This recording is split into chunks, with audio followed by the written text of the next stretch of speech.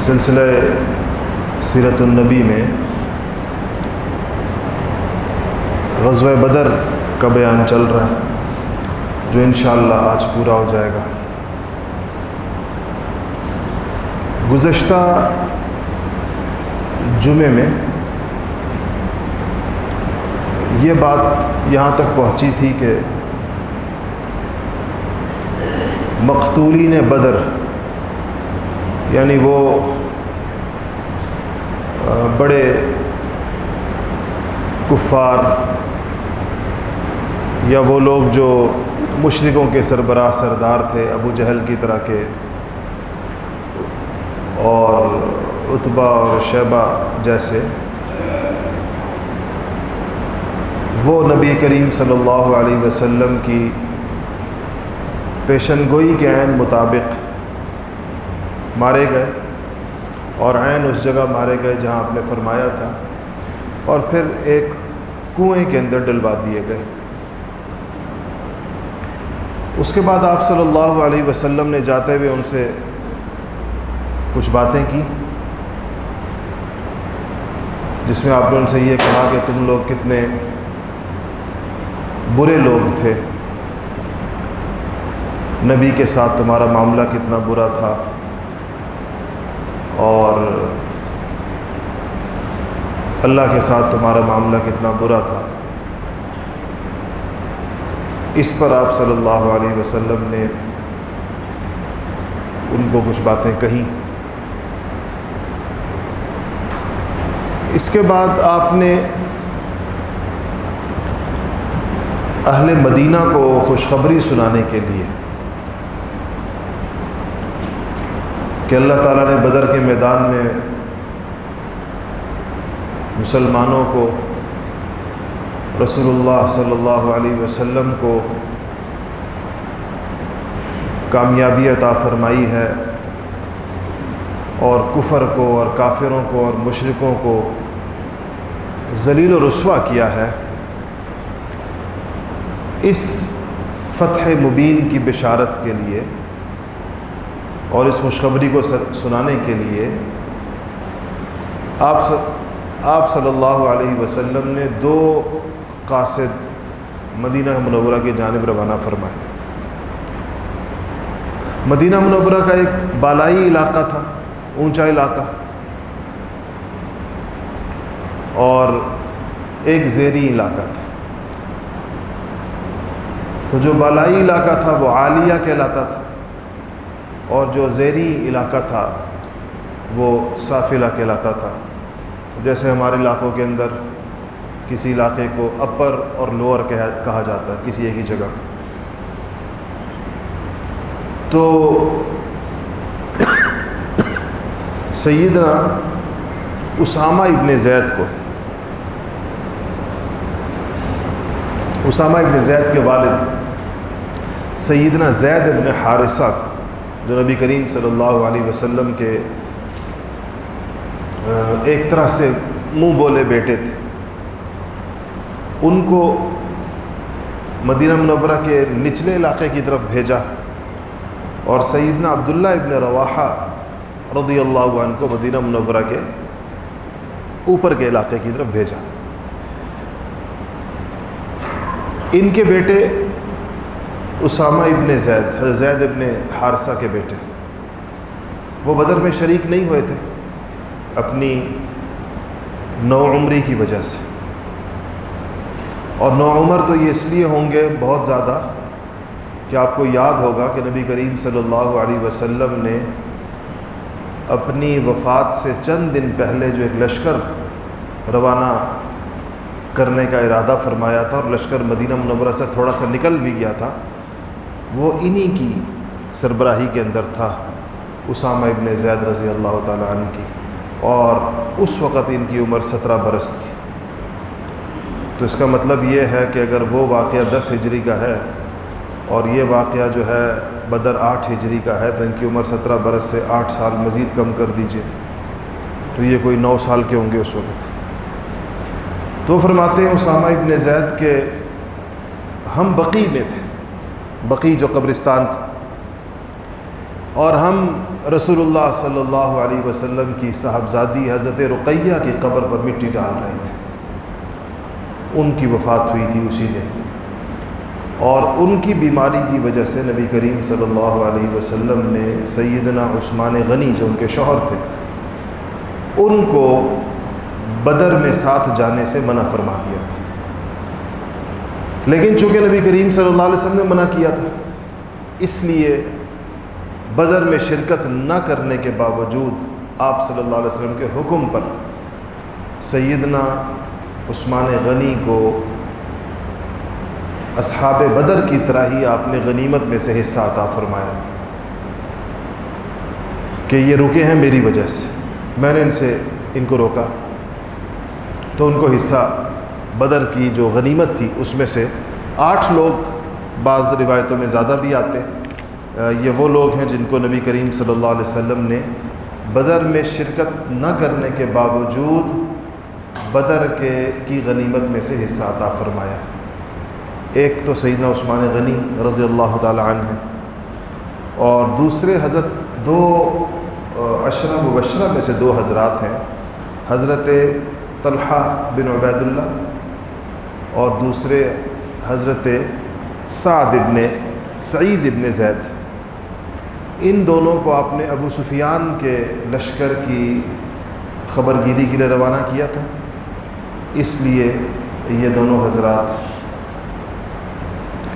بدر میں نہیں جا سکے تھے، لیکن آپ صلی اللہ علیہ وسلم نے ان کو بدر کا حصہ عطا فرمایا تھا.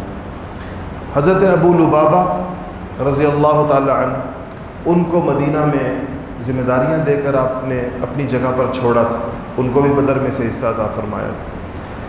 حضرت عاصم بن عدی، ان کو مدینہ کے بالائی علاقے کے اندر آپ نے کچھ ذمہ داریاں عطا فرمائی تھیں اور کہا تھا تم پیچھے رہو، ان کو بھی حصہ عطا فرمایا تھا. اور 2 حارث نام کے 2 صحابہ ہیں، ان کو بھی آپ نے رستے سے واپس لوٹایا تھا کسی کام کی وجہ سے، تو ان کو بھی آپ نے بدر کا حصہ عطا فرمایا تھا. تو اسامہ ابن زید فرماتے ہیں کہ ہم حضرت رقیہ کا انتقال ہو گیا اور ہم ان کی قبر پر مٹی ڈال رہے تھے کہ اتنے میں حضرت زید ابن حارثہ خوشخبری لائے بدر. اور یہ خوشخبری اتنی انہونی تھی صحابہ کے لیے، اتنی غیر متوقع تھی کہ جب انہوں نے آ کر نام بنام بتانا شروع کیا کہ ابو جہل مارا گیا، عتبہ مارا گیا، شیبہ مارا گیا، ولید مارا گیا، امیہ ابن خلف مارا گیا، تو سننے والوں کو یہ اندیشہ ہوا کہ شاید ان کا کوئی دماغی خلل ہو گیا ہے. اور یہ اتنے بڑے بڑے لوگ ایک ہی مارکے کے اندر ایک ہی دن میں کیسے مارے جا سکتے ہیں؟ تو ایک صاحب نے کہا کہ ان کا دماغ تھوڑا متاثر معلوم ہوتا ہے، اس طرح کریں کہ ان کا امتحان لیتے ہیں، ان سے پوچھیں کہ میں کون ہوں، اپنے بارے میں کہا. تو ہو سکتا ہے کہ یہ کہے کہ یہ بھی مارا گیا، تو اس کا مطلب ہے یہ ویسے ہی انہوں نے ایک مارا گیا کی گردان چلائی ہوئی ہے، جس بندے کا نام ان کے سامنے لیا جائے تو یہ کہتے ہیں کہ مارا گیا. تو ان صاحب کے بارے میں انہوں نے کہا کہ بتاؤ پھر میں کون ہوں؟ تو انہوں نے ان کا نام لے کر کہا کہ تم فلاں ہو، فلاں ابن فلاں ہو، اور یہ میری آنکھوں کے سامنے ہو اور میرا دماغ ٹھیک ہے، میں تم لوگوں کو حقیقت بتا رہا ہوں کہ بدر میں اللہ جل شانہ نے یہ معاملہ کیا. تو یہ لوگ اس طریقے کے ساتھ اہل مدینہ کو خوشخبری ملی، اور مقتولی اور جو اسیران بدر تھے، وہ لوگ جو قید ہوئے بدر کے اندر، ان کو لے کر حضرات صحابہ رضوان اللہ تعالی علیہ مجمعین نبی کریم صلی اللہ علیہ وسلم کے ساتھ مدینہ منورہ آئے. بدر کے ان قیدیوں کے بارے میں، جس میں بہت سارے لوگ موجود تھے، 70 کے لگ بھگ یہ قیدی تھے،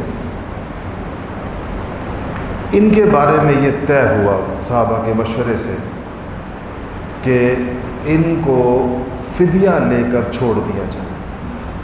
فدیہ کا مطلب تاوان، وہ رقم جو ادا کی جاتی ہے اور یہ مشورہ صحابہ میں سے بہت زیادہ لوگوں نے دیا تھا، اور بڑے لوگوں میں سے سیدنا ابوبکر صدیق رضی اللہ تعالیٰ عنہ کا مشورہ تھا۔ صحابہ میں سے ایک رائے یہ آئی تھی کہ ان کو قتل کیا جائے، اور چونکہ بدر یوم الفرقان ہے، اللہ تعالیٰ نے کفر اور اسلام کے درمیان ایک لکیر کھینچی ہے، تو آج کفر کو اتنی عبرتناک شکست دی جائے کہ کفر پھر کبھی سر اٹھانے کے قابل نہ رہے، ایسا کفر بالکل کچل دیا جائے۔ سیدنا عمر فاروق رضی اللہ تعالیٰ عنہ کی رائے یہ تھی کہ ان سب کو قتل کیا جائے، اور قتل بھی ہر شخص کو، ہر مسلمان صحابی کو اس کا رشتہ دار اس کے حوالے کیا جائے، اور ہر شخص اپنے رشتہ دار کو خود قتل کرے، یہ جو قیدی ہے۔ اور اس سے ان کا ایک مقصد تھا، ان کا مقصد یہ تھا عمر فاروق رضی اللہ تعالیٰ عنہ کا، کہ کفر اور اسلام کے درمیان ایک اتنی وسیع خلیج حائل کر دی جائے، ایک اتنی اونچی دیوار اٹھا دی جائے کہ کوئی بھی چیز، خواہ رشتہ داری ہو، خواہ تعلق ہو، خواہ باپ بیٹے کا رشتہ ہو، بھائی بھائی کا رشتہ ہو، لیکن اگر درمیان میں کفر حائل ہے، ایک کافر اور ایک مسلمان ہے، تو کفر کی اس آڑ کو کبھی پار نہ کیا جا سکے۔ اور اس بنیاد کے اوپر جو ہے وہ جو نبی کریم صلی اللہ علیہ وسلم کی دنیا میں تشریف آوری کا سب سے بڑا مقصد تھا، تو اس پہ آنچ نہ آئے۔ تو عمر فاروق رضی اللہ تعالیٰ عنہ نے برملا اپنا مشورہ دیا کہ یا رسول اللہ، میرا مشورہ یہ ہے، ان کو قتل کریں، ہم فدیہ نہ لیں ان کا، اور قتل بھی ہر بندہ اپنے رشتہ دار کو خود کرے۔ تو آپ نے چونکہ صحابہ کی اکثریت کی یہ رائے تھی کہ فدیہ لے لیا جائے، تو آپ نے فدیے کا فیصلہ فرما لیا۔ اللہ جل شانہ کو اس رائے سے زیادہ، جو فدیہ لینے والی رائے تھی، اس کی بجائے سیدنا عمر فاروق رضی اللہ تعالیٰ عنہ کی رائے زیادہ پسند آئی، اور آسمان سے وحی اتری، قرآن کی آیتیں اتری کہ نبی کو یہ چاہیے کہ جب اللہ تعالیٰ اس کو غلبہ عطا فرما دے کفر پر، تو وہ کفر کی قوت کو کچل دے اور زمین کو ان کے خون سے رنگین کر دے۔ لیکن چونکہ یہ بات مشورے میں طے ہوئی تھی، اور صحابہ کے مشورے کی اپنی وجوہات تھی، آپ صلی اللہ علیہ وسلم کو بھی یہ امید تھی کہ ان میں سے بہت سارے لوگ مسلمان ہو جائیں گے، اور ایسا ہوا، تقریباً سارے ہی ہو گئے بعد میں۔ تو اس پر جب آسمان سے یہ آیتیں اتری جس میں اللہ جل شانہ نے ان کو زندہ چھوڑ دینے پر اپنی کچھ خفگی کا اظہار فرمایا، تو حضور اکرم صلی اللہ علیہ وسلم اور سیدنا ابوبکر صدیق اس پر بیٹھ کر رو رہے تھے کہ ہماری رائے وہ نہ ہوئی جو اللہ کی رائے، جو اللہ چاہتے تھے۔ لیکن ظاہر بات ہے یہ آپشن تو ابھی بھی تھا، لیکن اللہ جل شانہ نے یہ نہیں کہا، بلکہ وہی جو مشورہ تھا اسی کو انڈورس کیا۔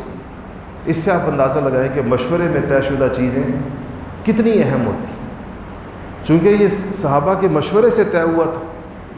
تو ایک تو اللہ تعالیٰ نے اس کے اوپر عتاب نازل نہیں فرمایا، یعنی کوئی سزا نازل نہیں کی، اور دوسرا یہ کہ اگرچہ بھی موقع موجود تھا اس بات کا، لیکن اللہ جل شانہ نے مشورے کو کالعدم قرار نہیں دیا، بلکہ جس طرح کہا جاتا ہے کہ ایک زیادہ بہتر آپشن کی طرف اشارہ فرمایا کہ وہ زیادہ بہتر تھا۔ تو سیدنا عمر فاروق رضی اللہ تعالیٰ عنہ تشریف لائے اور دیکھا کہ دونوں حضرات رو رہے ہیں، تو انہوں نے پوچھا کہ کیا بات ہے، آپ کیوں رو رہے ہیں؟ اور کہا کہ اگر آپ بتا دیں اور واقعی بات رونے کی ہوئی تو میں بھی روؤں گا آپ کے ساتھ، اور اگر مجھے رونا نہ آیا، رونا اختیاری چیز تو ہے نہیں، اور عمر فاروق جیسے شخص کا رونا تو ویسے ہی کوئی آسان کام نہیں ہے، تو کہا کہ اگر رونا مجھے نہ آیا تو کم سے کم رونے کی شکل بنا لوں گا آپ لوگوں کے ساتھ، یعنی آپ کے ساتھ اظہار یکجہتی کروں گا اگر مجھے پتہ چلے کہ مسئلہ کیا ہے۔ تو پھر ان کو بتایا گیا کہ مسئلہ یہ ہے کہ اللہ جل شانہ کو تو وہ مشورہ پسند آیا جو تمہاری زبان پر آیا تھا، اور عمل جو ہے اس کے خلاف۔ ایسے عمر فاروق رضی اللہ تعالی عنہ کئی موقع ایسے علماء نے اس پر مستقل کتابیں لکھی ہیں جہاں عمر فاروق رضی اللہ تعالی عنہ کی رائے صحابہ کی رائے کے خلاف تھی، جمہور صحابہ کی اکثریت ایک طرف تھی اور عمر فاروق دوسری طرف تھے، اور جب وحی آئی تو اللہ عمر کی طرف تھے، اللہ کی رائے عمر کی رائے تھی جب اس کا پتہ چلا۔ تو یہ سیدنا عمر فاروق رضی اللہ تعالیٰ عنہ کی ایک نرالی خصوصیت ہے، ایک ان کا ایک خاص اعزاز ہے، اور ان کی غیر معمولی ذہانت، ذکاوت، توفیق، ان چیزوں کی اس میں نشاندہی ہوتی ہے۔ قیدی بن گئے، قیدیوں میں سے 2 قیدی ایسے تھے جو نبی کریم صلی اللہ علیہ وسلم کے لیے رشتے کے اعتبار سے بہت ہی عزیز تھے، اور بھی تھے، سارے رشتہ داری تھے، لیکن 2 لوگ ایسے تھے جن سے آپ کو زمانہ کفر میں کوئی تکلیف نہیں پہنچی تھی، اور بلکہ راحت ہی پہنچی تھی۔ ان میں سے ایک آپ کے داماد، آپ کی سب سے بڑی بیٹی کے شوہر حضرت سیدہ زینب رضی اللہ تعالیٰ عنہ کے شوہر ابو العاص رضی اللہ تعالیٰ عنہ بعد مسلمان۔ ابو العاص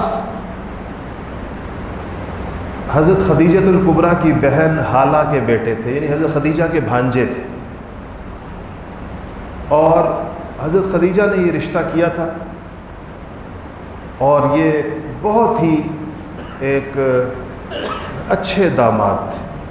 اسلام نہیں لائے اس وقت تک، لیکن کبھی حضرت زینب کو تکلیف نہیں پہنچائی، باوجود اس کے کہ حضور ہجرت کر کے مدینہ تشریف لے گئے، اور حضرت زینب انہی ابو العاص کے پاس مکہ میں رہ گئی، لیکن انہوں نے کبھی بیوی کو تکلیف نہیں پہنچائی، حالانکہ سارے یہ کافر تھے اور سارے مسلمان جو ہے وہ مدینہ جا چکے تھے۔ تو یہ گرفتار ہو گئے، ان کا فدیہ مقرر ہوا، اور ظاہر بات ہے کہ فدیہ گھر والے ہی دیتے ہیں۔ حضرت زینب کے پاس پیغام آیا کہ شوہر گرفتار ہو گئے، اتنے پیسے دینے یا اتنا سونا دینا۔ حضرت زینب کے پاس گھر میں جیسا ہوتا ہے بعض اوقات نہیں ہوتی کوئی چیز، ان کے پاس صرف وہ ہار تھا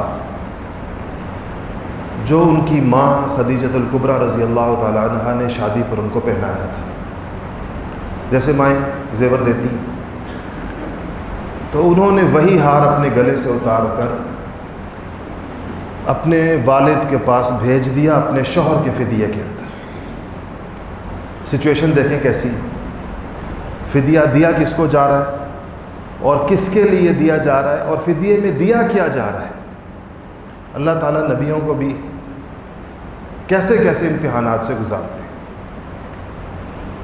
تو جب وہ مکے والا قاصد آیا تو حضور کے سامنے کہا کہ جی ابو العاص کا فدیہ آیا ہے، تو آپ کے سامنے وہ ہار رکھ دیا جو بیٹی نے بھیجا تھا، اور حضور کی محبوب ترین بیوی کی نشانی تھا۔ حضرت خدیجہ کے ساتھ حضور کو بہت شدید محبت تھی، اور ساری عمر رہی، ان کی وفات کے بعد ساری عمر ان کو یاد کرتے رہے۔ تو ہار دیکھ کر حضور کی آنکھوں میں آنسو آ گئے، اور حضرت خدیجہ کی یاد آئی۔ بیٹی کی مظلومیت پہ بھی ترس آیا ہوگا کہ اس کے پاس، اس کا مطلب ہے کہ کوئی اور چیز نہیں تھی کہ وہ بھیجتی سوائے ماں کی اس نشانی کے جو اس نے بھیج دی۔ تو آپ نے صحابہ سے کہا کہ ہار تو آیا ہے خدیجہ کا، چاہو تو رکھ لو، چاہو تو لوٹا دو، کہ ابو العاص کے ہاتھوں واپس بھیج دو۔ صحابہ حضور کے مزاج شناس تھے. ان کا رسول اللہ یہ ہار قیدی کے ساتھ واپس جائے، یعنی ہم نہیں لیتے. تو ابو العاص چلے گئے. اچھا پھر ابو العاص کی بات پوری کر دوں، اگرچہ اس کا بدر سے تعلق نہیں ہے. یہ چلے گئے تو حضور صلی اللہ علیہ وسلم ان سے کہا کہ ابو العاص تمہیں میں ایسے ہی چھوڑ، ایک کام کرو. اور وہ ظاہر اعتماد ان کی اس پر تھا کہ وہ کرتے ہیں نہیں کرتے. مکہ جا کر زینب کو بھجوا دو مدینہ، اس لیے کہ کافر میاں اور بیوی جب ہجرت ہو جائے وہ جانی چاہیے. وہ شاید ان کو آنے کی اجازت نہیں دی ہوگی اس وقت، تو جب ہجرت ہو جائے پھر حکم بھی الگ ہو جاتا ہے. تو چونکہ شوہر مسلمان نہیں تھے، اس لیے جیسے ہی حضرت زینب کو موقع ملتا تو ان کے لیے ہجرت کا حکم ہے.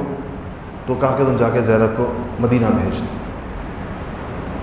یہ چلے گئے اور اب ان کی مرضی تھی، چھوٹ تو گئے تھے اور مسلمان بھی نہیں تھے کہ بندہ کہے کہ کوئی وعدہ پورا کرنا تو مسلمانوں پہ لازم ہوتا ہے. لیکن ان عربوں کے اندر قریش میں کچھ صفات ایسی غیر معمولی تھیں.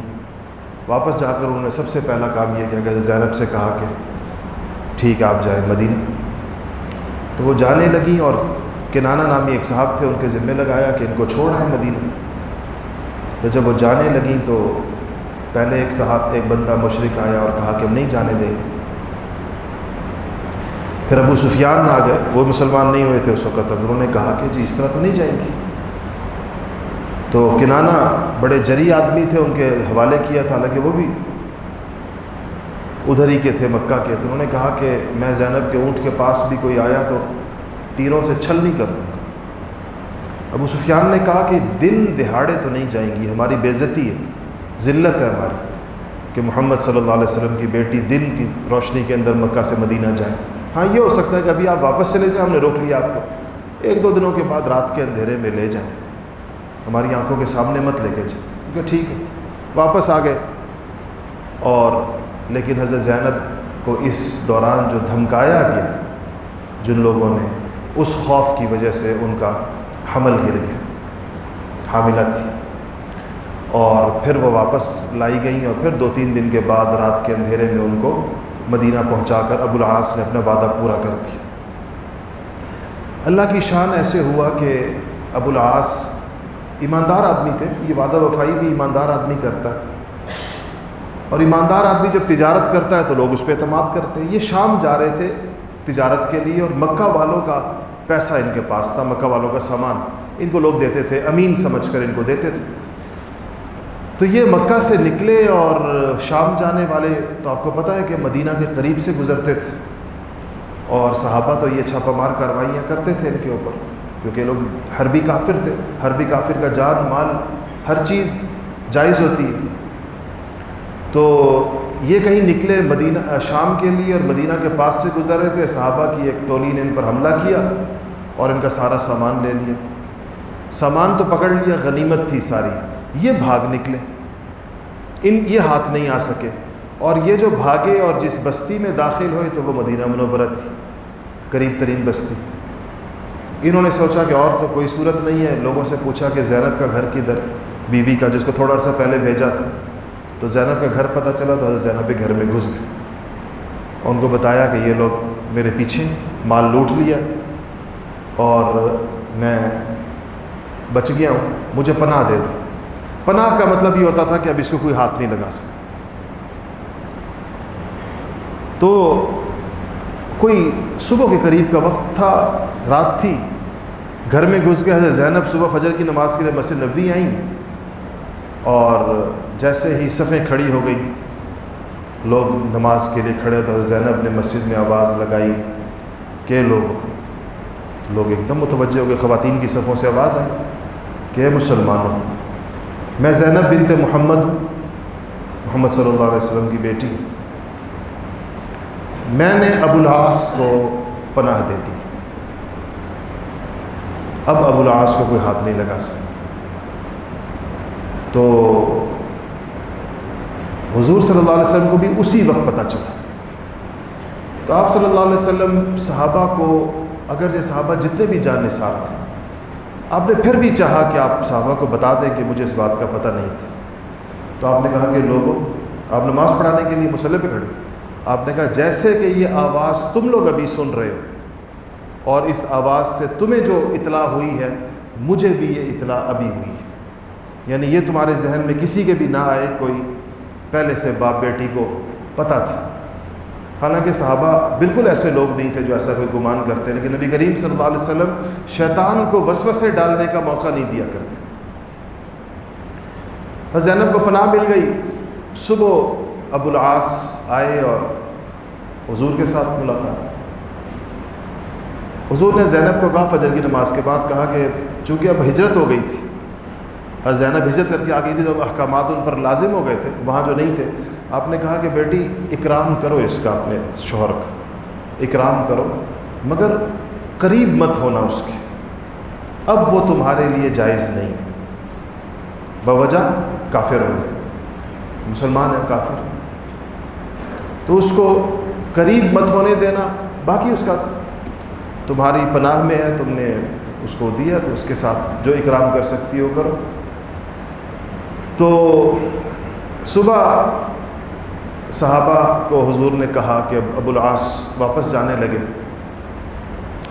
تو حضور نے کہا کہ بھائی جو تم لوگوں نے مال اس کا لیا ہے وہ تمہارے لیے جائز ہے, واپس نہ کرنا چاہو تو تم پر کوئی بوجھ نہیں ہے, وہ غنیمت ہے, دے دو. تو ابو العاص اچھا آدمی ہے, مرضی تم لوگوں کی. سیرت نگاروں نے لکھا ہے کہ حضور کی منشا کی معمولی سا رخ دیکھتے ہوئے صحابہ ہر وہ چیز واپس لے آئے جو ابو العاص سے لی تھی. اور کوئی کہتا ہے ڈول, رسی, یہ جو چھوٹی چھوٹی چیزیں ہوتی ہیں یہ بھی نہیں چھوڑی کسی نے اپنے پاس, ایک ایک چیز ان کی پوری کر دی. کسی نے ابو العاص سے کہا کہ ابو العاص مسلمان ہو جاؤ. اس نے کہا کہ ایسے نہیں ہوگا, اگر ابھی میں مسلمان ہوتا ہوں تو اس میں جبر محسوس ہوگا, جیسے میں پکڑا گیا ہوں.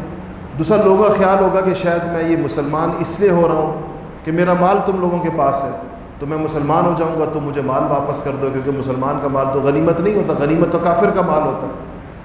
تو انہوں نے کہا کہ اس قسم کا اسلام نہیں. تو انہوں نے کہا ٹھیک ہے, اسلام میں جبر تو ویسے بھی نہیں ہے, کسی نے کچھ نکالا, کسی کو نہیں پتا تھا ان کا پروگرام کیا ہے. تو ان کا مال واپس کر دیا, انہوں نے اپنا مال لیا اور مکہ روانہ ہو گئے. واپس شام جانے کی بجائے واپس مکہ چلے گئے, اور مکہ جا کر سارے مکے والوں کو جمع کیا اور ہر ایک کی پائی پائی واپس لوٹا دی. کہا کہ اپنا سامان واپس لے لو, میرے ساتھ حادثہ ہو گیا تھا میں واپس آ گیا.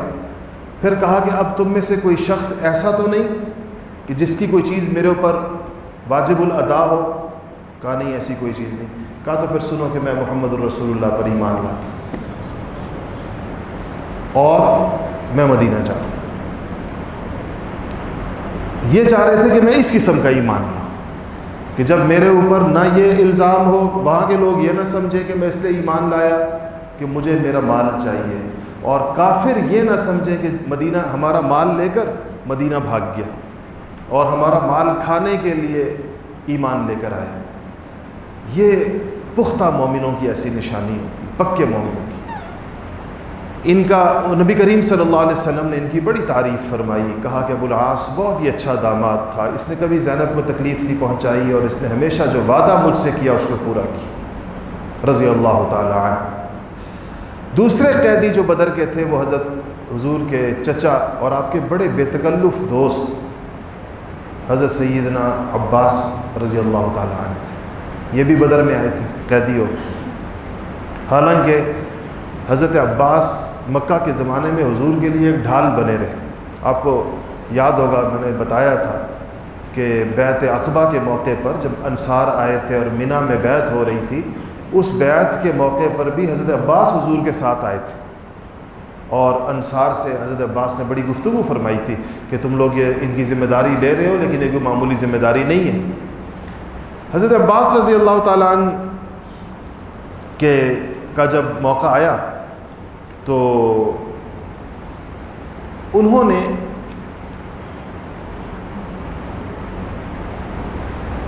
حضور نے کہا کہ ان سے کہا گیا کہ آپ بھی دیں. انہوں نے اپنی ناداری کا عذر کیا کہ پیسے نہیں ہیں. اچھا, اس سے پہلے یہ ہوا کہ جب کسنے والوں نے, جو قیدیوں کو جنہوں نے کسا تھا, انہوں نے حضرت عباس رضی اللہ تعالیٰ عنہ کو ذرا بہت کھینچ کے کس دیا تھا. تو بندہ جب بندھا ہوا ہو اور رسی ٹائٹ ہو تو تکلیف ہوتی. حضور صلی اللہ علیہ وسلم کا جو خیمہ تھا اس کے قریب ایک خیمہ تھا جس میں قیدی تھے. تو آپ نے حضرت عباس اس رسی کے تناؤ کی وجہ سے رات کو کراہتے رہے, آوازیں آتی نہیں ان کی تکلیف کی, اور حضرت عباس کی آواز اپنے کان میں پڑنے کی وجہ سے رسول اللہ ساری رات سو نہیں سکے. چچا تو تھے, اور چچا بھی بڑے محبوب چچا تھے. حضرت حمزہ کے بعد حضرت عباس ہی سے آپ کا سب سے زیادہ گہرا تعلق تھا. تو انصار کو پتہ چلا کہ حضور, چونکہ انصار نگرانی کر رہے تھے قیدیوں کی, تو سب سے پہلے تو انہوں نے جا کر حضرت عباس کی گرہ کھول دی. پھر یہ سوچ کر کہ حضور کو تکلیف پہنچی ہے اور آپ حضور کے چچا ہیں, تو انصار نے ایک ایسی تعبیر اختیار کی کہ اس سے پتہ چلتا ہے کہ کیا سلیقہ اللہ پاک نے ان کو دیا تھا اور ادب کے کس درجے پر فائز تھے.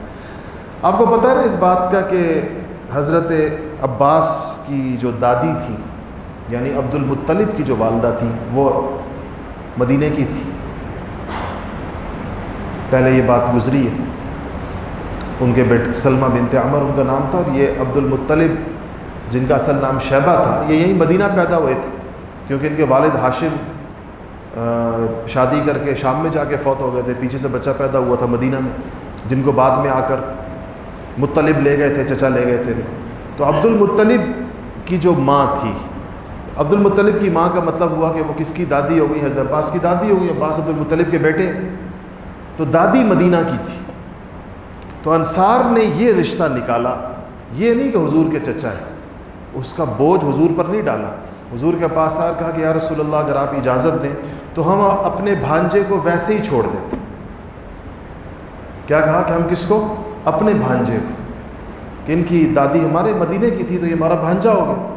تو کہا رسول اللہ ہم اپنے بھانجے کو فدیہ لیے بغیر چھوڑنا چاہتے. اصل وجہ کیا تھی کہ حضور کے چچا ہیں, لیکن یہ نہیں کہنا چاہتے تھے کہ ہم آپ کے چچا کو چھوڑنا چاہتے, کہتے کہ ہم اپنے بھانجے کو چھوڑنا چاہتے. تو حضور نے فرمایا نہیں, بغیر فدیے کے تو نہیں, فدیہ تو لیا جائے گا اور پورا لیا جائے گا, بلکہ حضرت عباس سے تو زیادہ لیا گیا تھا. حضور نے اپنے کچھ رشتہ داروں سے زیادہ فدیہ لیا تھا. تو کہا کہ حضرت عباس کو جب کہا کہ فدیہ, ان کا پیسے نہیں ہیں. حضور نے کہا کہ وہ اپنی بیوی ام فضل کو جو آپ پیسے دے کر آئے ہیں آنے سے پہلے, جو اس کے پاس رکھوا کر آئے. تو حضرت عباس نے کہا کہ خدا کی قسم ان پیسوں کا تو میرے اور میری بیوی کے علاوہ کسی کو پتہ نہیں ہے. اگر آپ کو پتہ چل گیا ہے تو آپ بلا شبہ رسول اللہ ہیں. تو اشہد ان لا الہ الا اللہ و اشہد ان محمد رسول اللہ, ایمان لے حضور صلی اللہ علیہ وسلم. ان سے جو پیسے لیے گئے تو زیادہ لیے گئے, تو اللہ جل شانہ نے اس پر یہ آیتیں نازل کی ان کی تسلی کی کہ یا ایھا النبی قل لمن فی ایدیکم من الاسری ان یعلم اللہ فی قلوبکم خیرا یؤتکم خیرا مما اخذ منکم ویغفر لکم واللہ غفور رحیم. کہ اے نبی ان قیدیوں سے کہہ دیجئے, اللہ کہہ رہے ہیں کہ اے نبی آپ ان قیدیوں سے کہہ دیجئے جو آپ کے قبضے میں ہے کہ تم اس فدیے پر افسوس نہ کرو جو تم نے دیا ہے اپنی جان بچانے کے لیے. اگر اللہ تعالیٰ تمہارے دلوں کے اندر کوئی بھلائی دیکھے گا, ان یعلم اللہ فی قلوبکم خیرا, اگر اللہ نے تمہارے قلوب کے اندر کوئی خیر دیکھی, یؤتکم خیرا مما اخذ منکم, تو تمہارے اللہ تعالیٰ تو جو یعنی تمہارے دل میں بھلائی کا مطلب کیا ہے کہ اگر تم اسلام لے آؤ گے, اگر تم یعنی دل سے اسلام لے آؤ گے, تو جو تم سے لیا گیا ہے اللہ تعالیٰ تمہیں اس سے کہیں زیادہ عطا کر دے گا. اس کا بدلہ خیرا مما اخذ منکم, کہیں زیادہ تم کو عطا کر دے گا, اور ایک اور چیز بھی دے دے گا, اور وہ کیا ہے؟ وَيَغْفِرْ لَكُمْ, تمہیں بخش بھی دے گا, اللہ پاک معاف بھی کر دے گا آخرت کے اندر. تو حضرت عباس فرماتے ہیں کہ اللہ جل شانہ نے مجھے 100 اوقیہ مجھ سے لیا گیا تھا, 100 اوقیہ سونے کا ایک مقدار. کہتے ہیں ان 100 اوقیہ کے بدلے اللہ پاک نے مجھے 100 غلام عطا فرمائے, اور 100 کے 100 تاجر تھے. میرے 100 غلام 100 تجارتیں کرتے تھے جن کا سارا نفع مجھے آتا تھا.